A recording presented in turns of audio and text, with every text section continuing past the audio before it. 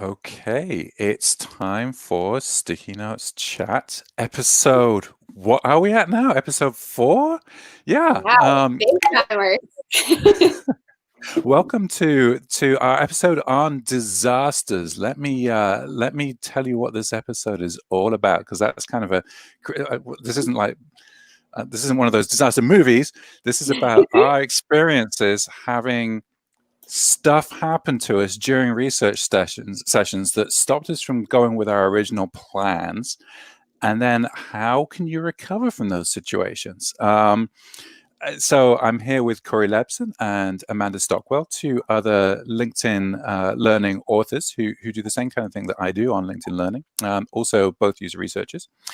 And I've got a story to start with, which was a disaster I could not recover from. Yes, exactly. So we're going to talk about what can you do that's maybe not your original plan, but could still be a way of recovering the session. Here's one that didn't quite work out that way. I was running sessions with IT administrators on the Monday, Tuesday, and Wednesday, I think it was, of the week that one of the big viruses hit in the late 90s. And I can't remember now whether it was I Love You or Wanna Cry. I've kind of erased this whole thing from my memory. But I know, the first IT administrator comes in, we do the signing of the forms that you have to, consent forms. We go through that whole spiel you do at the beginning of a session. This isn't about testing you, you're helping us test the product, blah, blah, blah, blah, blah, blah, blah. And all of a sudden his pager, this is the days of pager still, his pager goes off. He's like, I said, oh, it's okay, I know what your job is. If you need to get that, you take a look. So he takes a look at his page and he says, I have to go. And I'm like, oh. All right. Is there anybody else who can help do you have? Okay, you have to get. Okay, so, and he's like, no, really, like, I'm really sorry. This is important. So as we're kind of running back out to the front door for me to take him out again, he says, there's a big virus that's pretty much taken down our entire network. I have to be in the office. And so I was like, oh, well, that's a shame. Well, I'd follow up with them later on and see what that's all about.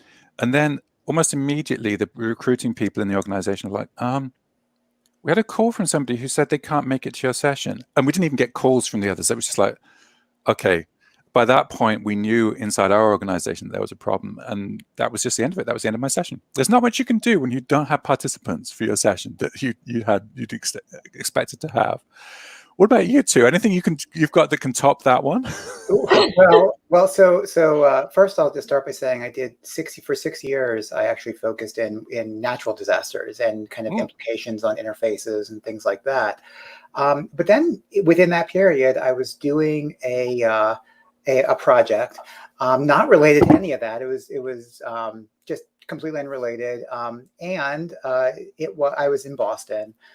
They said, we're going to get this snowstorm coming. I was like, no problem, whatever. I'll do my research, scheduled for 2 days.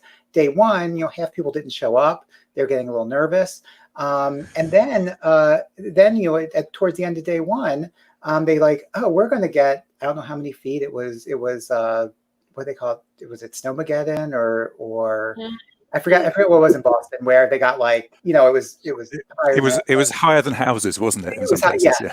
And I was like, as a former Mainer and Bostonite, I got to tell you, it takes a lot of snow to shut down that city. Yeah, they're pretty proud of their ability to cope, aren't they? But yeah. I'm in Boston, whatever. So I go, I'll head to the airport. Look at the airport, like every flight's canceled. I was like, okay, I'm in Boston. I'm stuck. I don't have my second day of research. I only had half my first day done.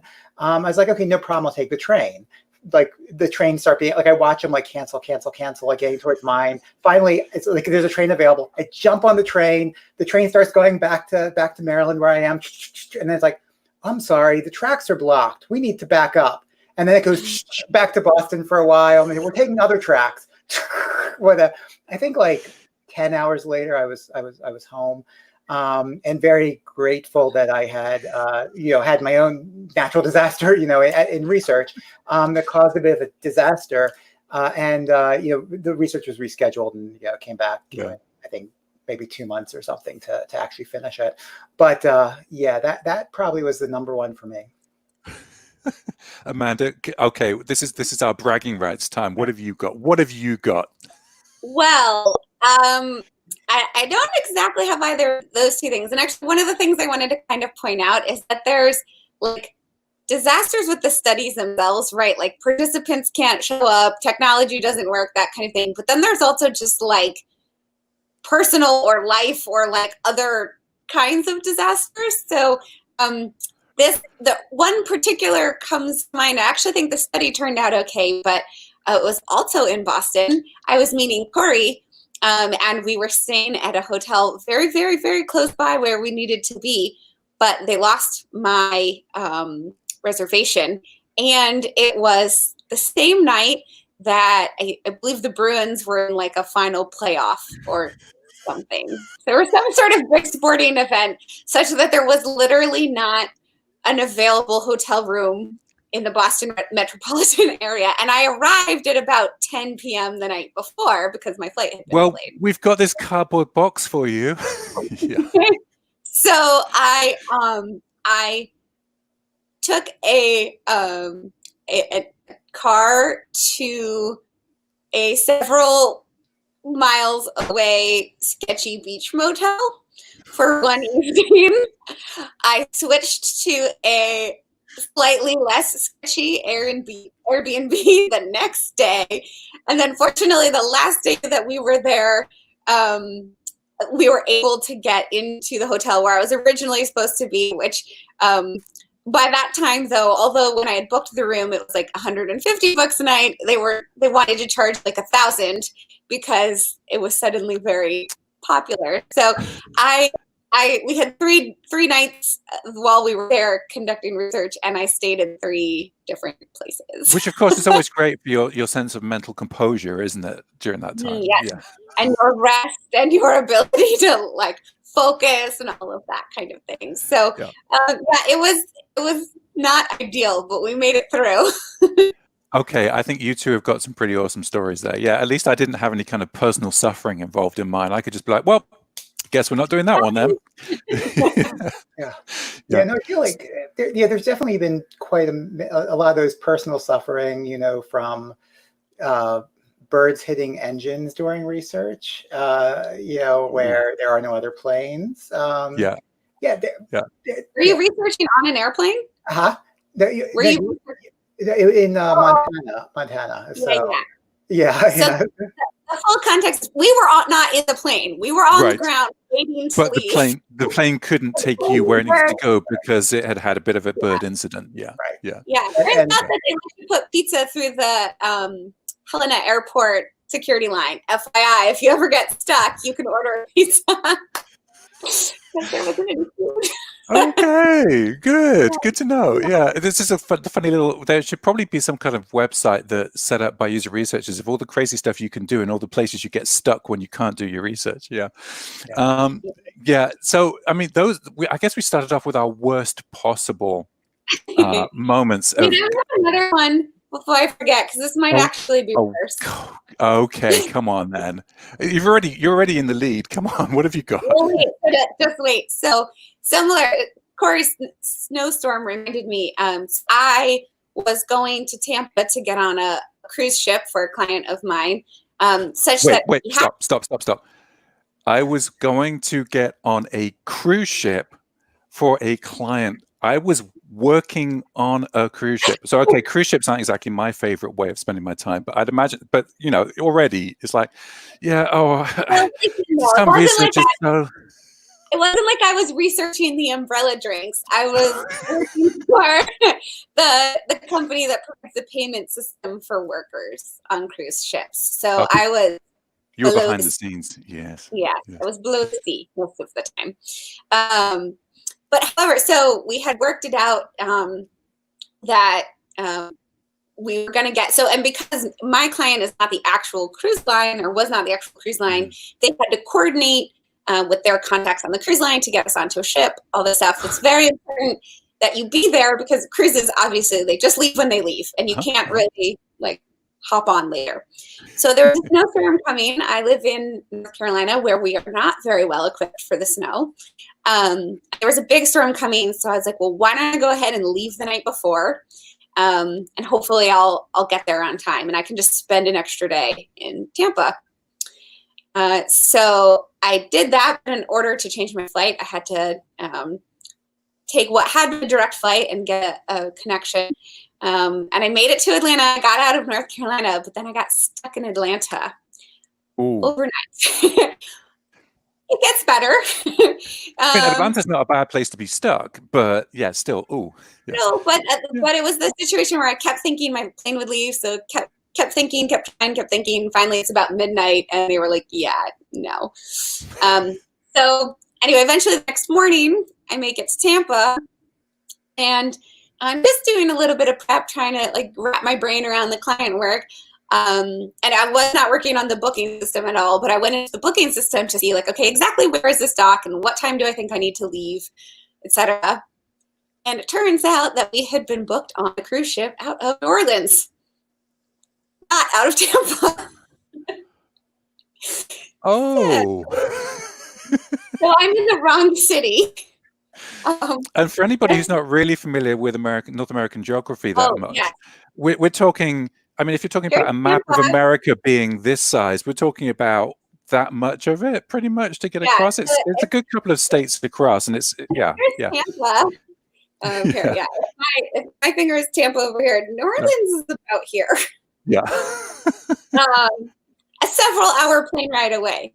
So it was a good thing that I left a day early, because I then, from Tampa, needed to hop on a plane to New Orleans.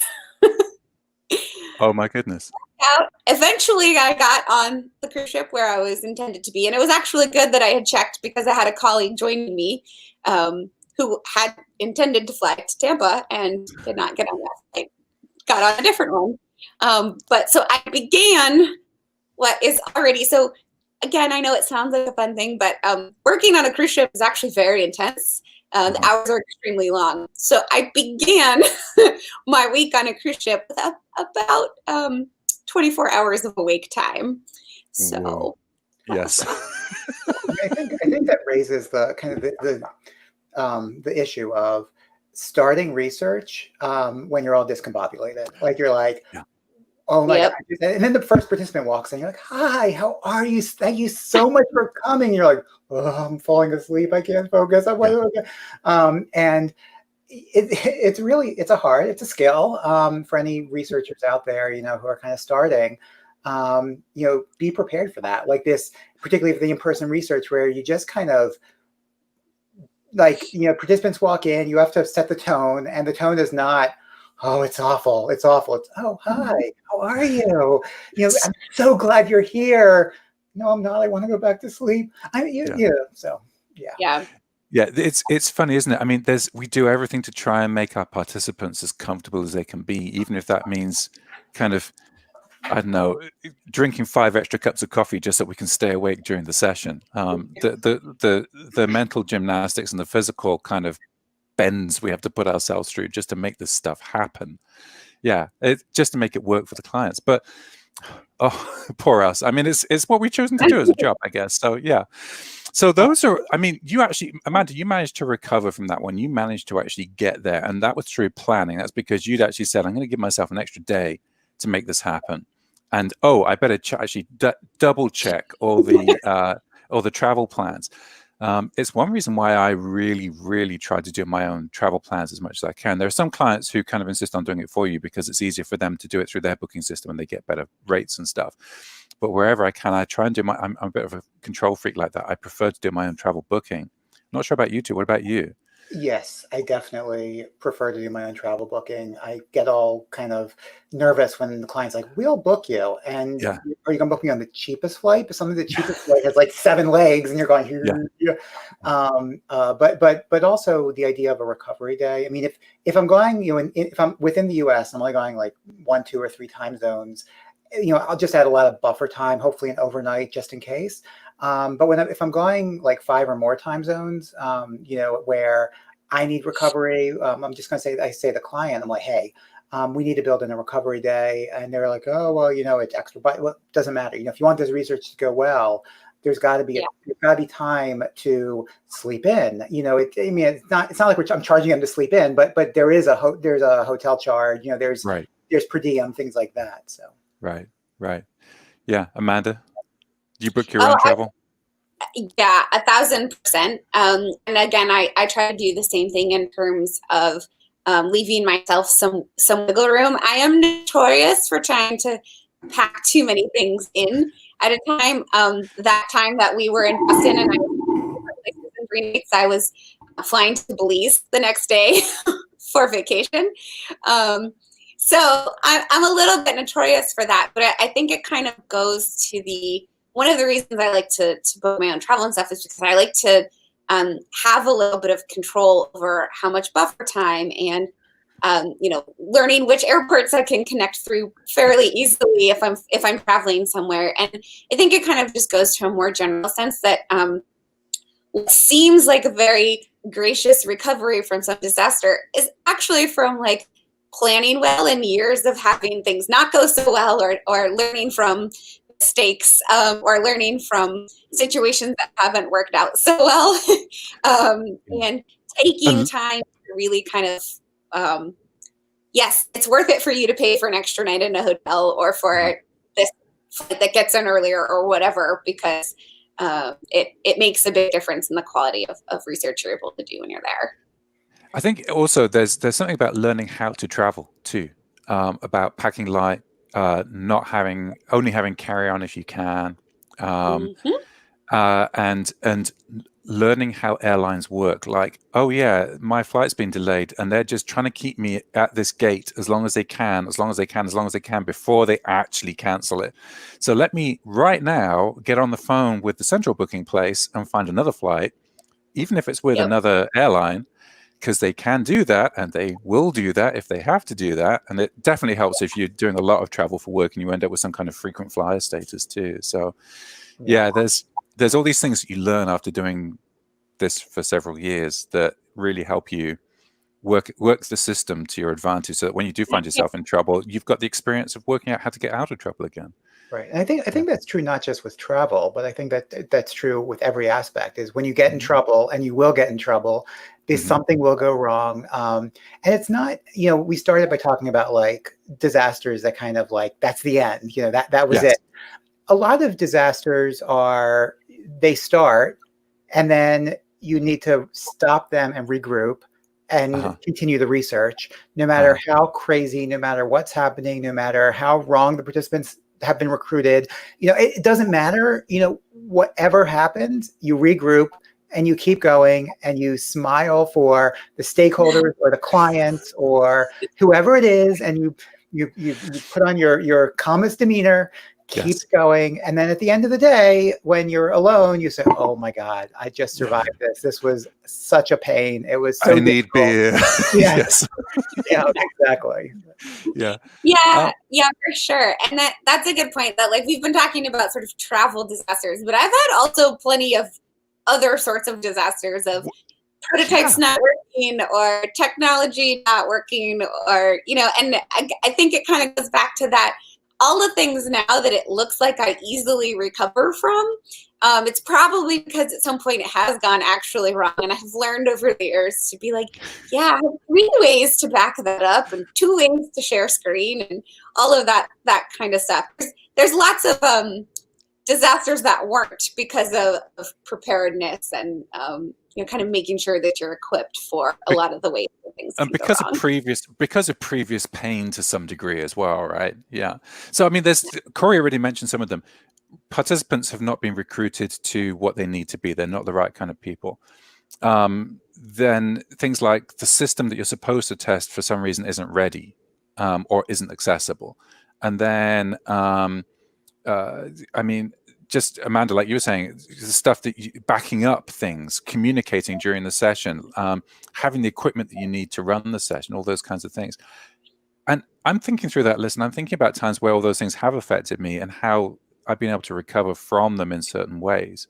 I mean, let's start with participants. The participants are the wrong participants. So you get there, you agreed with the client who you're going to recruit and what you're going to do, and then you get there and the client says, oh, by the way, we couldn't quite get the people you wanted, but we got these people instead. We couldn't. Okay, here's one of my favorites. We couldn't get people who actually work on the floor, so we got their managers instead. Mm-hmm. Mm. Yeah, that's a fun one. Yeah. Yeah, But I guess we ought to explain what the problem is with that first. right. Well, I mean, I think so. I mean, what basically I think what we want is that context of use. If we have a product, whether it's a screen-based product or a physical product or a mobile product, whatever, we want people who legitimately can use the product. If they can't use the product, then it doesn't make sense to research them using the product. And it's not functional testing, because more than multiple times they say, well, all we need is you to generate the script, do this, do that, and anyone can do it. So who cares, but we'll have kind of sort of legitimate users, and they're walking through the script. No. Exactly. The whole point is that we don't make a script for them to walk through. Exactly. Our script is do it, try it. What do you think? Yes. That's it. So basically, finding those right people to do it, then we know if they can do it, and that's what it's about. So the further we deviate from are they legitimately, can they do it, the worse our research is going to be. Yeah, and to that note, even if they can do it, if they use it in a different context than what you're trying to look for. I am such a stickler about recruiting the right participants that I made us think about it, and I've talked about it several times. It's kind of a pill in my side, because even if you're, well, I'm making an e-commerce site, anybody should be able to shop for it, or should be able to find something. Sure, that's true, but you will miss out on so much important context of, is that what they wanted to do? Is that what they were looking for? Is there some particular sort of knowledge about, the products that the group you're looking for had that the general population doesn't have, or that kind of thing? It also depends what kind of research you're doing and what kind of what your goals are. But it's such a thorn in my side that I often will, I don't know if over-index is the word, but I will often very much focus with recruiting the right people. I think more than sometimes other people do. But I will caveat that with saying that you can almost always learn something from somebody, even if they weren't who you intended to talk to. In fact, maybe what you can learn is how they're different than who you intended to talk to, and if there's any market difference. So I'm not saying they should turn people away if they show up to research and they're not. You thought they ought to be. You can definitely learn, but I have it's such a thorn in my side. So with the managers versus actual workers thing, I mean, I've got two ways I typically deal with that, and one of them is we carry on running with the managers.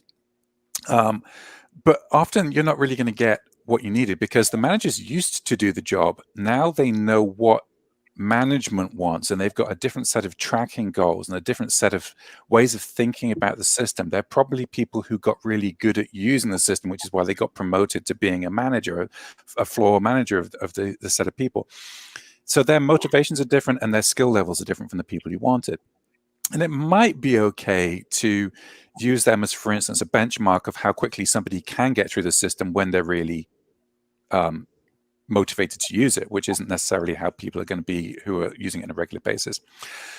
What I've done in those situations is actually not run the session in the labs at all, but go out on the floor and watch people on the floor, and take people off of their rotation and actually put what we want to do on a computer that's on the floor, so that people don't have to walk a long way or go a long way to do what we need to do. For instance, I'm talking about in for some reason I seem to end up doing a lot of work in call centers and places like that. So for instance, if you've got call center staff who are on rotation, just setting up next to where they work, pulling somebody out of rotation and getting them to work through with your system instead of their regular system.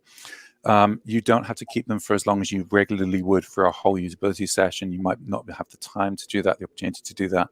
There's almost always a way around it. And clients are normally a bit uncomfortable with you doing that, But if you go in with a confident enough air about it, oh, that's not a problem.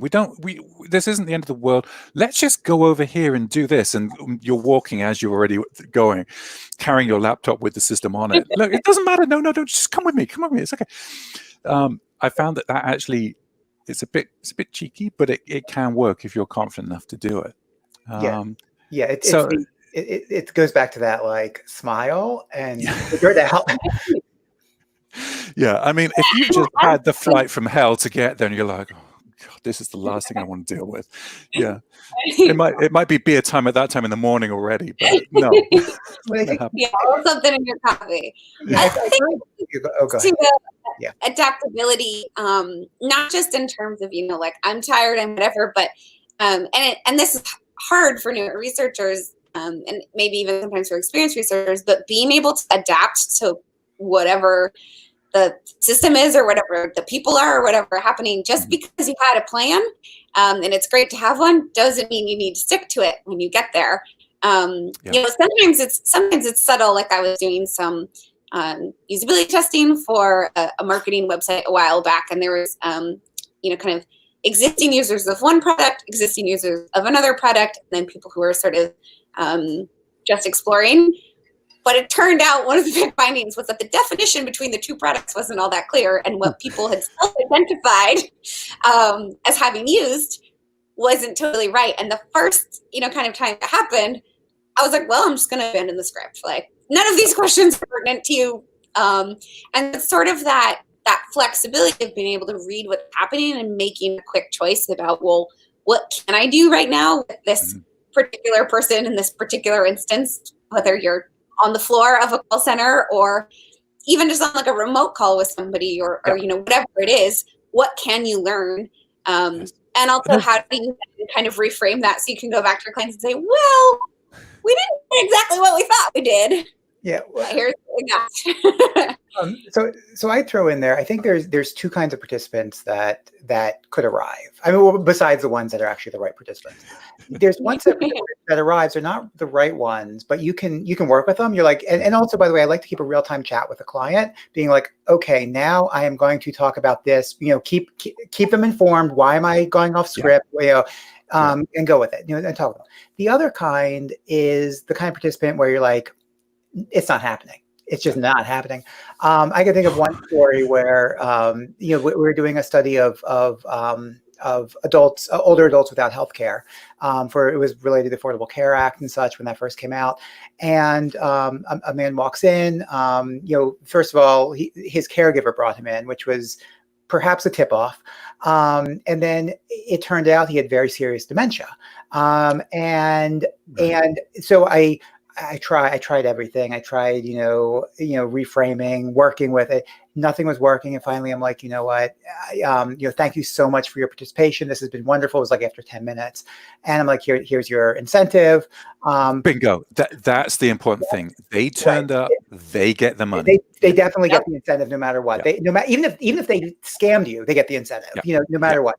But then he looks at me and he's like, I thought you wouldn't want to talk with me. So I brought this book that I had authored 20 years ago, because once I was able to produce things like this, and I was hoping that you would understand and such. But so can you look at my book? And so I looked at his book. It was a children's book, whatever.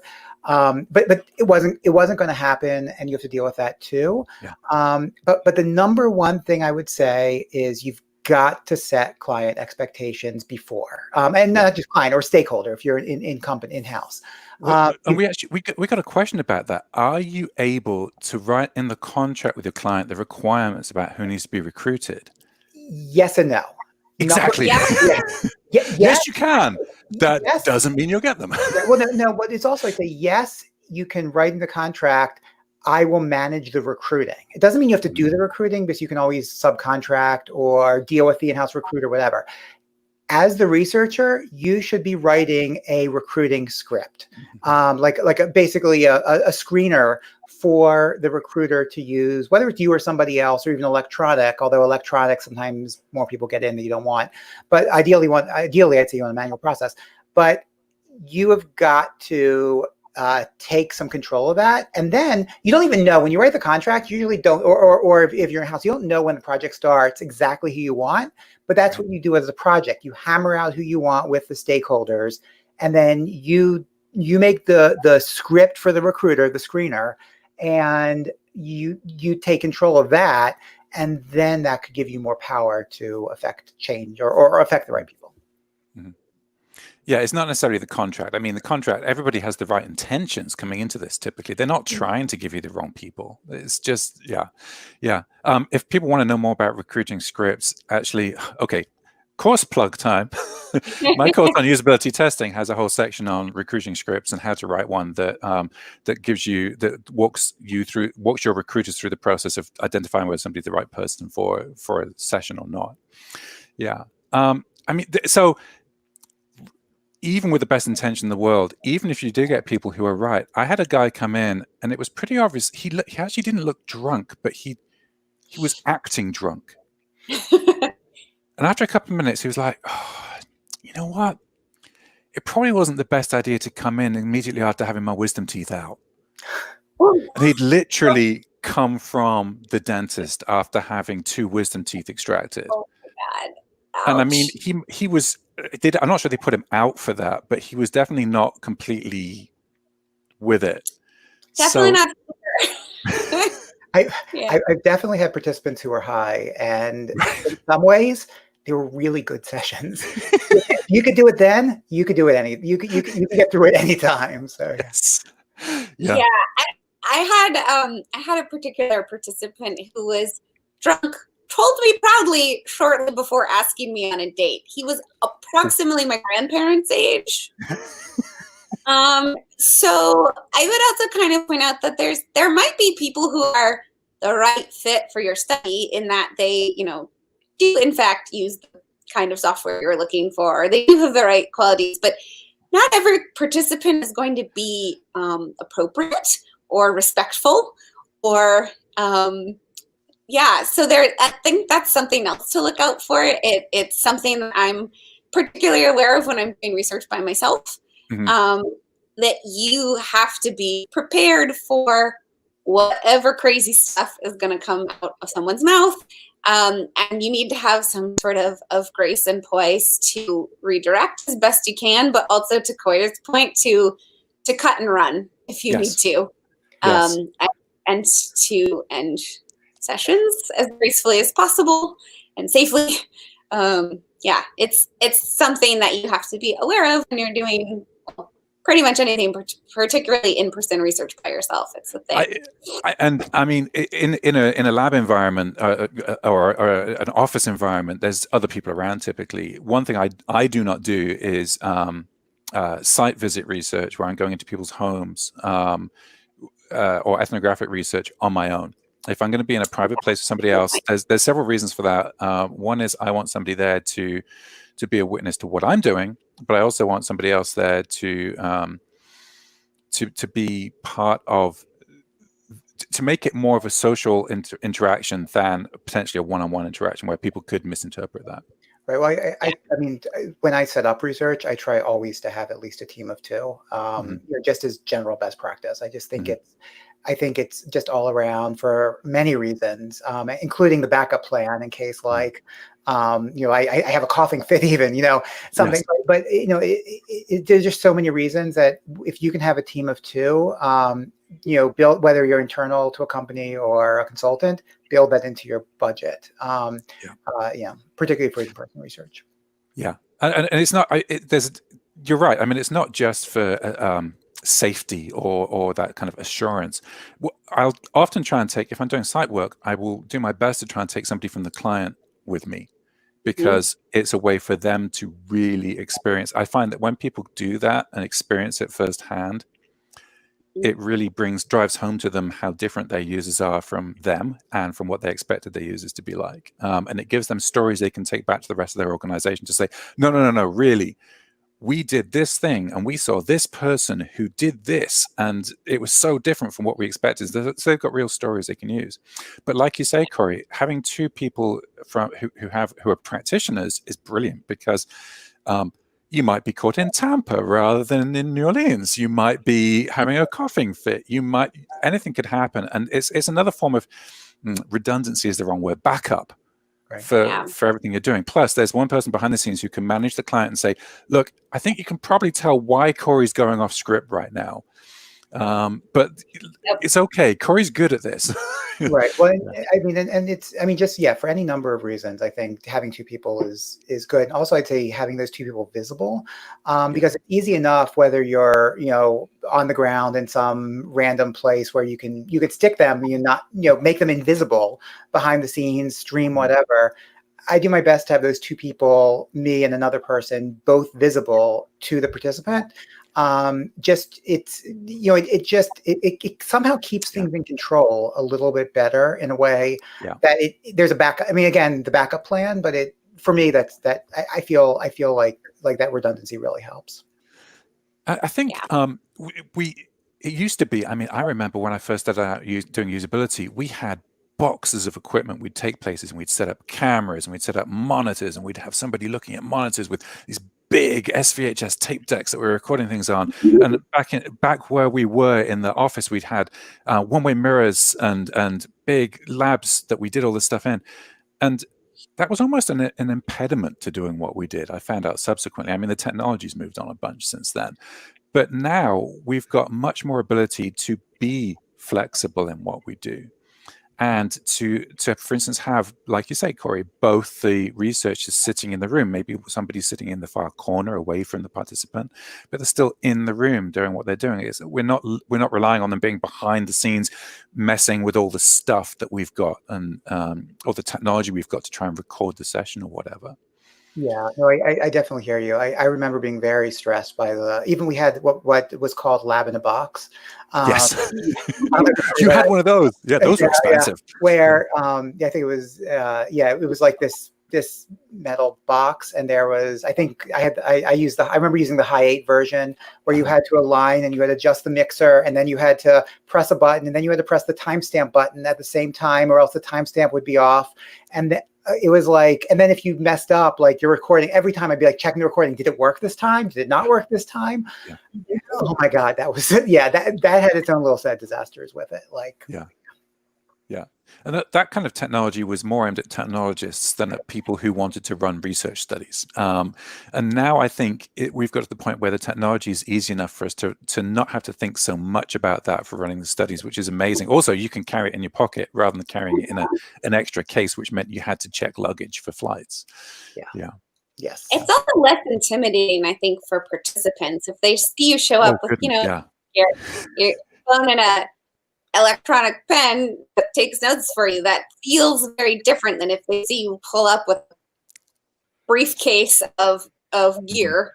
I think that certainly helps.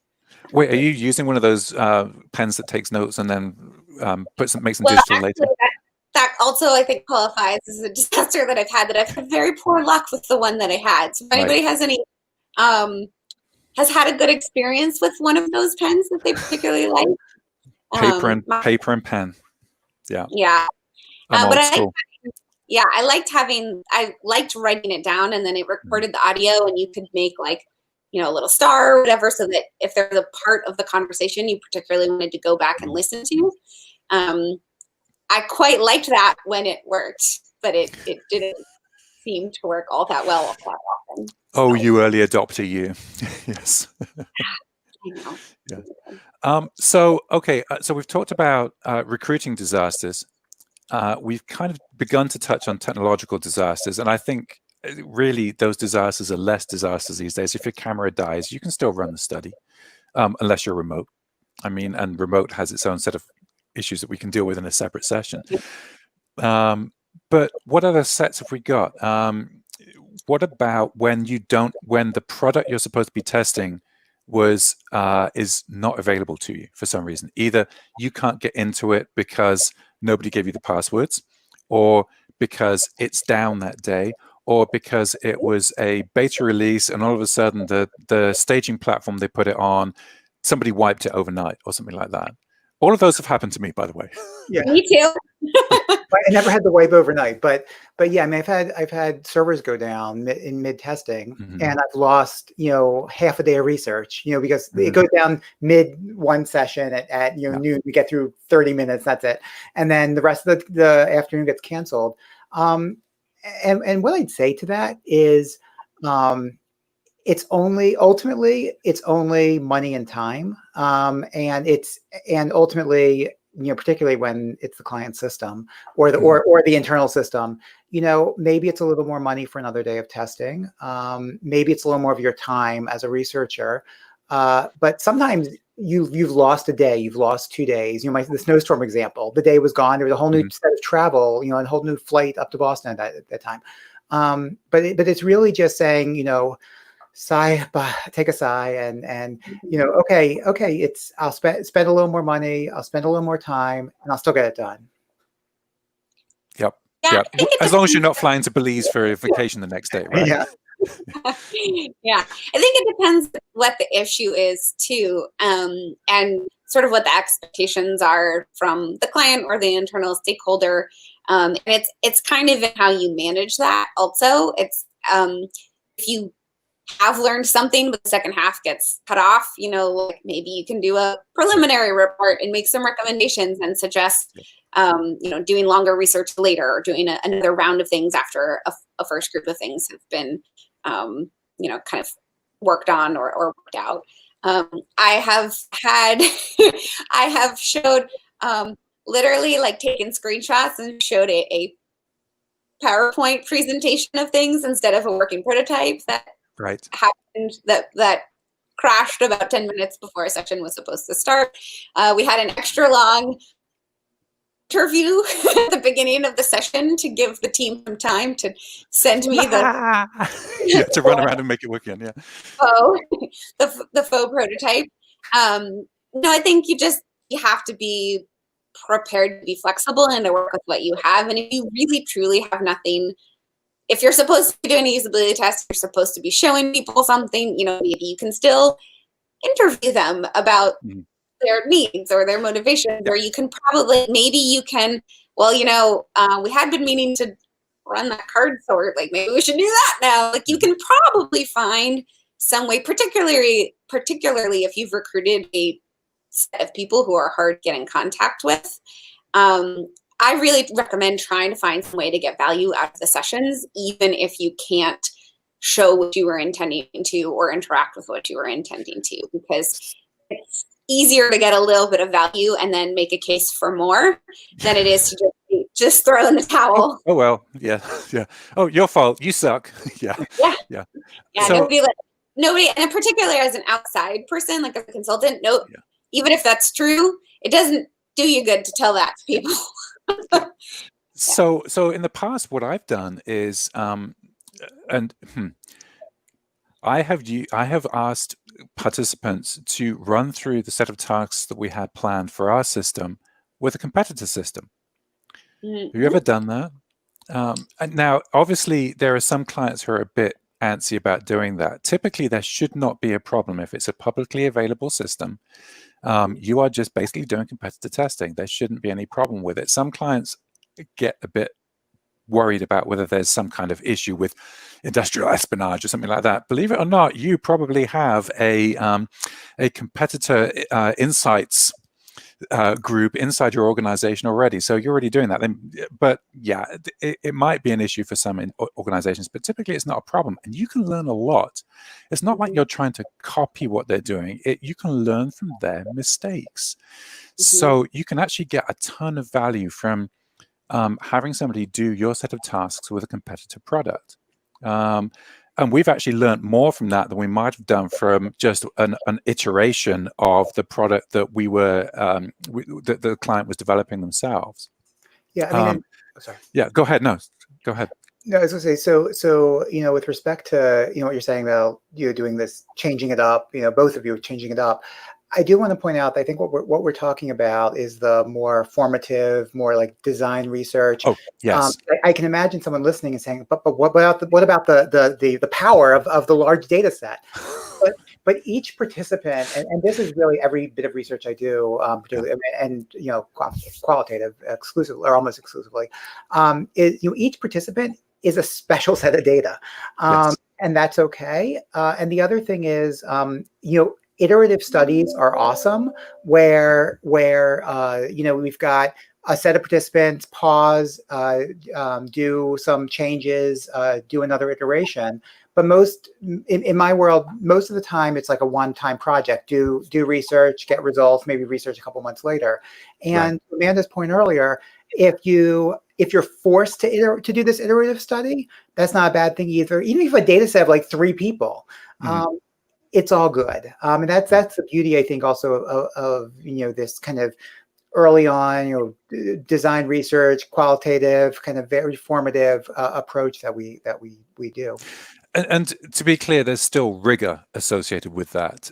If you're changing it up between participants, there's actually a methodology for that called RITE, RITE, developed by Dennis Wixon and Michael Medlock, that kind of tells you how to go through that and still be rigorous in a qualitative way for getting that research done in a proper way. And the same thing with if I was doing a competitor study, I'd be applying the same rigor to that as I would be to my regular qual work. I'd be still as formal with participants. I would be stepping away from letting them do the task as much as I would do with normal with the client's own product. So yeah, you're still applying the same rigor to the research, regardless of what it is you're actually testing. Even if, like Amanda said, PowerPoint screens, paper prototypes, whatever it is, it's the same.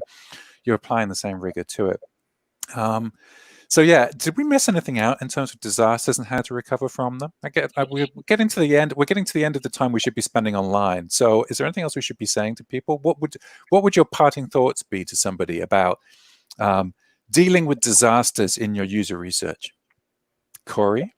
Well, I would just say, and perhaps there'll be more about this in a bit. Hint: be flexible. Be flexible. Be prepared to be flexible. Be prepared for anything, because it's going to happen. It's going to. It's going to happen that things don't go exactly as you expect, or not even close to exactly, like nowhere near what you expect, and you can get good stuff, and you can do your job, and you can come out with either clients or stakeholders who are still happy with you, even though everything else kind of collapsed around you. So stay strong, and you can do it. Yeah, Amanda, be flexible. What about you?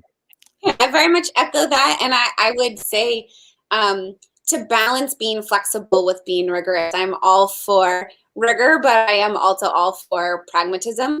And it obviously depends on what the scenario is, and sometimes it's just a matter of learning as you go, and kind of picking up from one disaster and turning it into something. But I've gotten to a point, knock on wood, where pretty much anything that gets thrown at me, I can find a way to find some sort of value out of a situation. And so I would encourage— You know what you've just done to yourself there, don't you? You know what you've just done to yourself. That is the jinx, if ever there was one. Well, what I would say is that I would encourage people to